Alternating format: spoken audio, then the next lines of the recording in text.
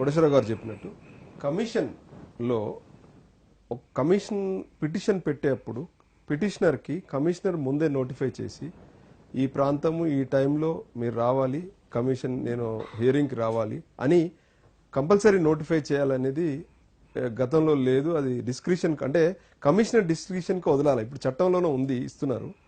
అది డిస్క్రిషన్కి వదలాలి. అవసరమైతే ఇవ్వడం, లేకపోతే లేదనేది ఇప్పుడు ప్రతిపాదనలో ఉంది. మీరు ఎలా చూస్తారు?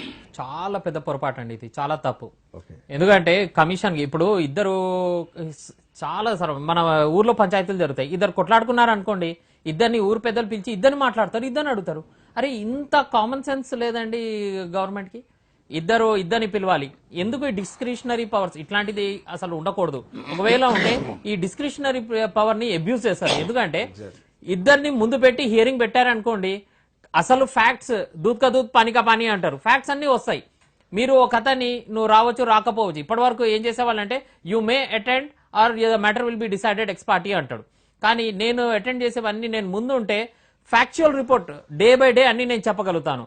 రావద్దు ఇక నా ఇష్టం నేను ఎక్స్పర్టీ డిసైడ్ చేస్తాను మాత్రం చాలా తప్పు. అందుకే ప్రొటెక్ట్ చేయడానికి తప్ప కమిషనర్స్ మీద కూడా పొలిటికల్ ప్రెషర్ ఉండే ప్రమాదం ఉంది. నేచురల్ పొలిటికల్ ప్రెషర్ అండి. పొలిటికల్ అపాయింట్మెంట్స్ అయిపోయాయి కాబట్టి 100% వాళ్ళ మీద ప్రెషర్ ఉంటుంది. ఒకవేళ నార్మల్ గా ఎవరన్నా వచ్చినా కూడా, ఫేర్ పర్సన్ వచ్చినా కూడా ఆయన మీద ప్రెషర్ ఉంటుంది, ఎందుకంటే డిస్క్రిషన్ ఉంది కాబట్టి.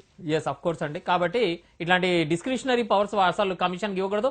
వాళ్ళు జ్యుడిషియరీ మెంబర్సే కాదు, అసలు they are only administrative officers.